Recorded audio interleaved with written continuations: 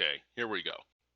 In this video, we're going to go over some of the dynamic pen settings again, except for I'm going to spend some time on the actual setup of the brush, a little more than I did in the earlier video. And this is coming at the request of subscriber HB Fortunato.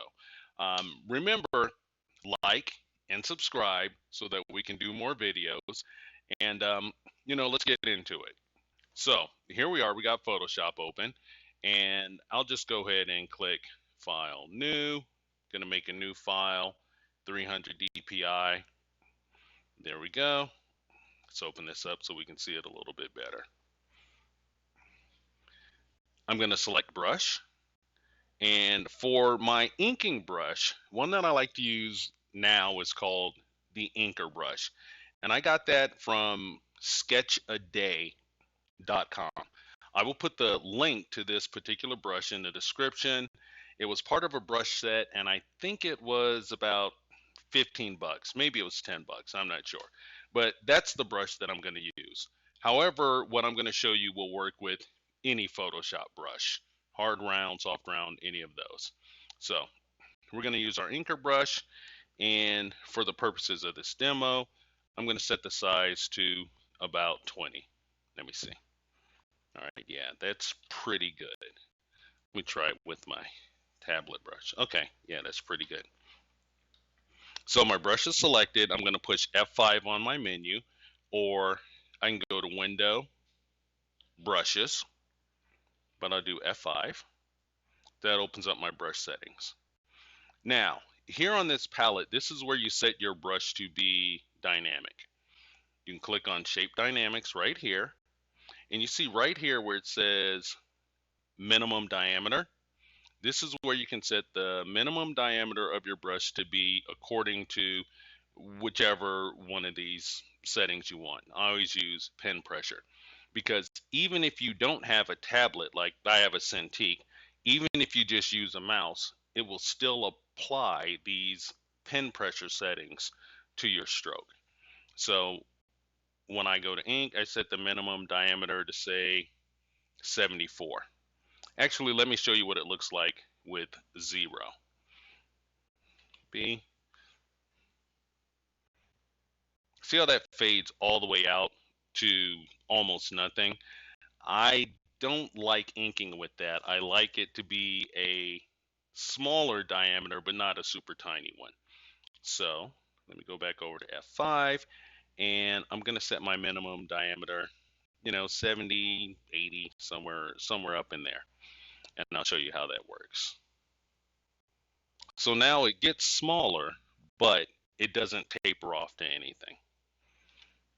And let me show you that with the mouse as well. I'll just use the pen tool. I'll make a shape.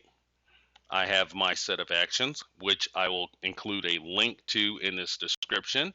We'll use the action that will stroke the path and then delete the path when it's done, as long as your path is named path 1.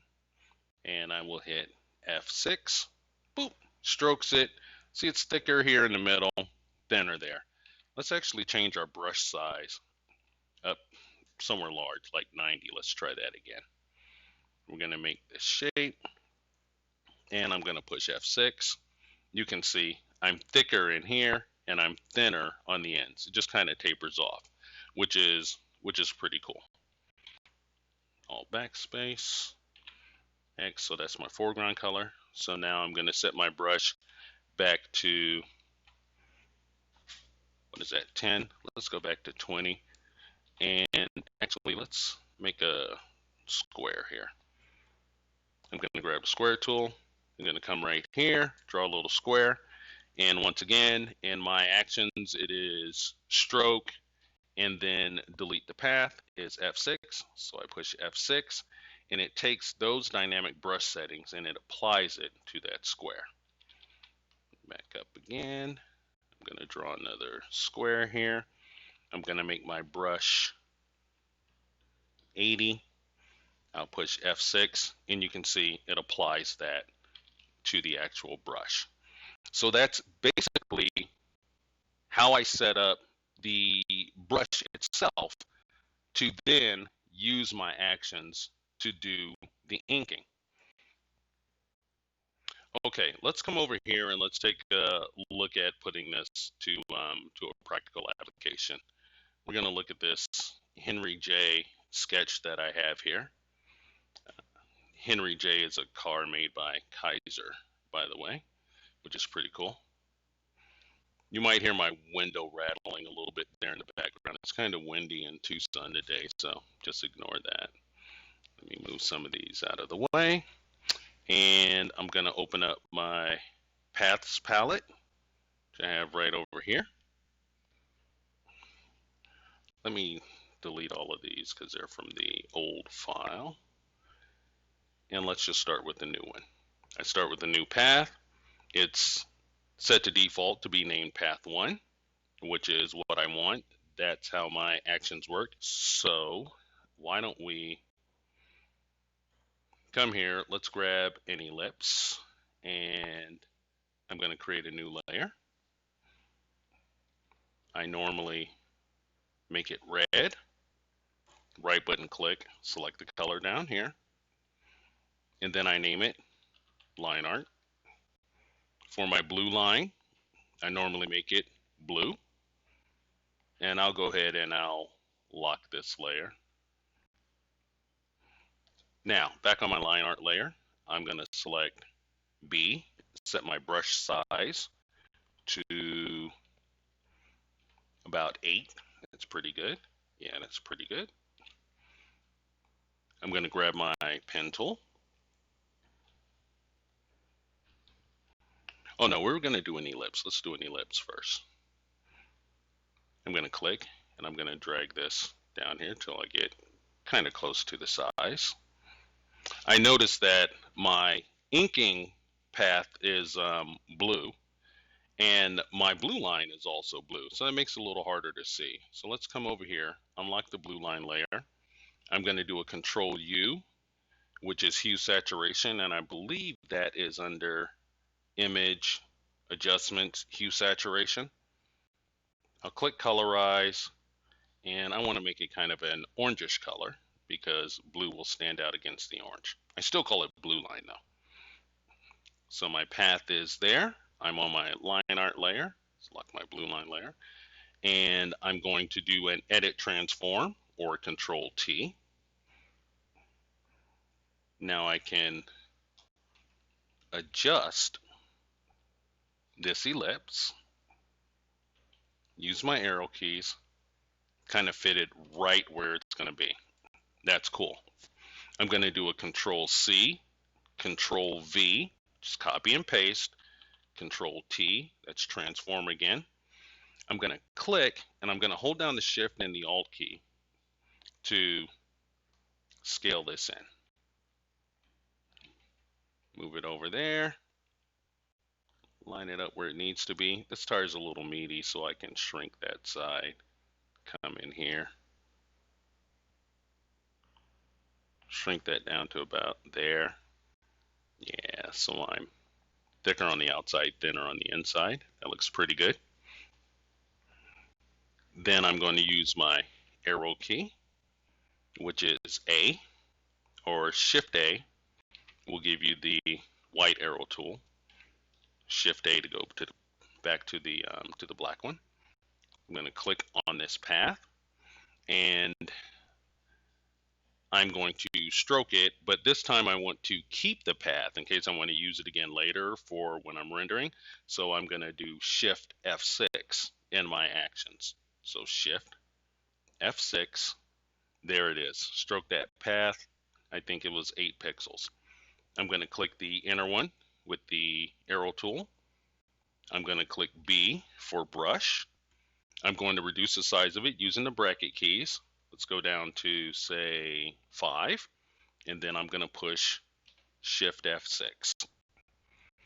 Then to get out of my path views or just to hide my paths, you can click in this panel right here, and that'll hide them.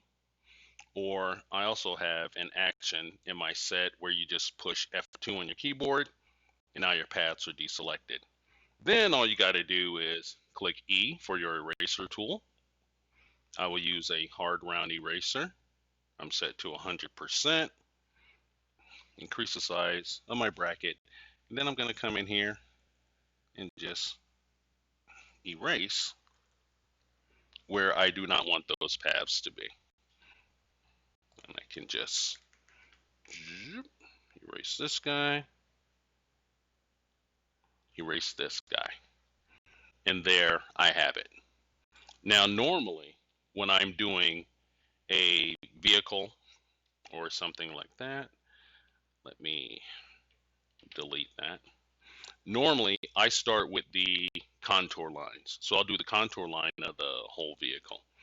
I'm going to set this to 8. Zoom in a little bit so you can see. And I just pick, any place to start. This spot is good right here. I'm going to come up here and click and drag to catch that curve. I'm going to come up to about here. Click and drag a little bit. That handle is what's going to give me the curve to get around that hood right there. Click right about here. That's great. And knowing where to put your points, it's just a matter of practice, and it's also a matter of preference. There is no right way. Also, this is just one of the many ways that you can ink a drawing in Photoshop, especially now that they have the stabilizing tool and things like that in there. I mean, you have many other options, and it just depends on the look that you're going for, what you're trying to do. So I made these points on this path. I'm gonna push F6 because I'm not going to use that path again. And there you go. Then down here gets a little thicker, comes in here, gets a little thinner out there. It just adds character to your line. Here I'm going to come up. I'm just going to drag up just a little bit right there so I can make this curve around the roof, which is always hard. Zoom out a little bit so that we can see it. I'm going to come about here, drag that line way out. But as I'm dragging it out, I'm making sure that I keep the point that I'm dragging kind of on the line that's going to come, the line that I'm going to be inking next. So I drug that out. That's going to give me a curve that comes around here, right to there. And this is what's the start of the next curve. So I click right here and look at there. Drag up. The main thing that you want to make sure that you do not do is when you're dragging this line up, you see how this path is right here? You do not want it to go above the handle that you set previously. If you did, it's going to create a weird curve for you there that you're not going to want. There, it's a nice smooth line. I'm going to click here. I'll come down to about here. That's good. That's the rear window, so there's going to be just a slight rise in that from this particular angle. Come down here, just get that little bit right there. I'm going to alt click back on the point with my pen tool. That resets that handle. I'm going to click right here, get that little curve. It's pretty good. I'll do an F6 there. Come back here. I can use my arrow key to nudge that into place. I'm going to come down here, get a little bit of dip in my line. Once again, the handle that I'm dragging out is on the line that I'm going to be inking in the future. I'm going to come around this curve. Boop. Make sure I don't go above it. I'm going to come in here a little bit just to get that little curve right there. And then I'm going to come right down here. F6. Pick up that line. Come right here. So I want that shape. Oh, here I'm actually going to just ink the contours of this kind of pipe bumper that it has on here, knowing that when I come back in to do my rendering, I may actually change this a little bit. But what I did right there was I clicked my point. I saw it was too low, so I just used my arrow keys, moved it up to kind of where it's going to be, and I'm kind of following the perspective of this line That is on my bumper pipe, right? I'm going to click halfway through that curve, and then that's going to give me the bottom piece of that curve. Then I just come straight, kind of meeting the bottom of this elliptical shape right here, halfway through the curve, boop, up there to the end. F6, that's pretty good. Then I'm going to click here. I'm going to come this way a little bit, mindful of my curve, because I want that. Come here, come here. I'm going to come up into this shape for my wheel wells. Get this corner right here, lock him on, come down to about here. Then I'll take a look and see, I need to move up just a little bit, and that's good.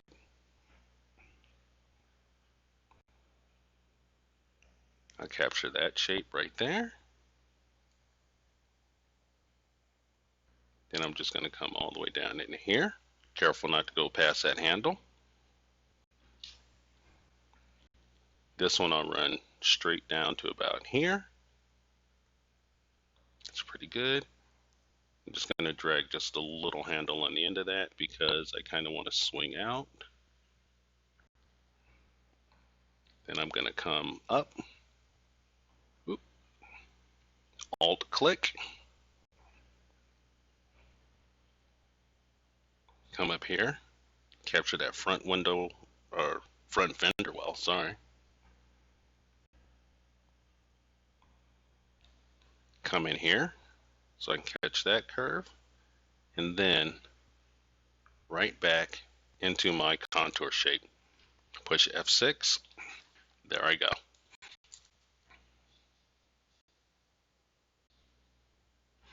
Okay.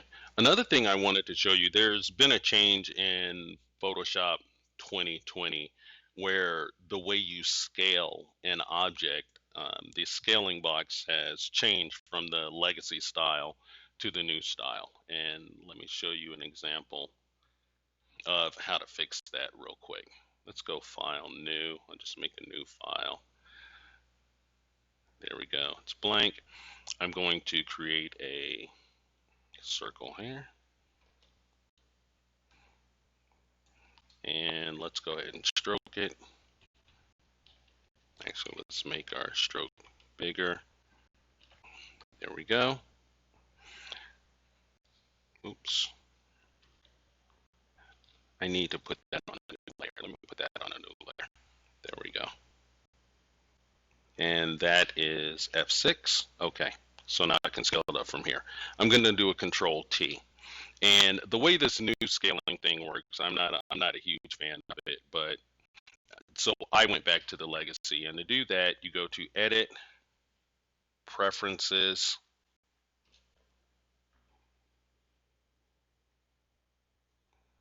I believe it's under General, and right here it says Use Legacy Free Transform. Use Legacy Free Transform. Make sure that's checked, and then that way, when you do a Control T, you can hold down Shift on the corner, and it's going to scale proportionally for you. Shift and Alt goes from the inside out. Shift goes from one corner to the other, like so. And that's how you can get the new version of Photoshop to still act like the old version as far as transform is concerned. Okay, so basically that's it. Once again, if you want to see my actions, they will be included in the description below. Got a new download link for those. And you will see they are all right here, my drawing actions. There's a stroke with pressure, stroke with no pressure. There's adding 1 pixel. There's a hide paths. This is the make selection stuff. This is the subtract selection stuff. and make the new layer. Um, if you want me to go through these actions and show them all to you again, I can. Or if there's anything else that you want to know about the process, just, leave a comment. Once again, like, subscribe, share, all that stuff. And we'll see you next time. All right, I'm out.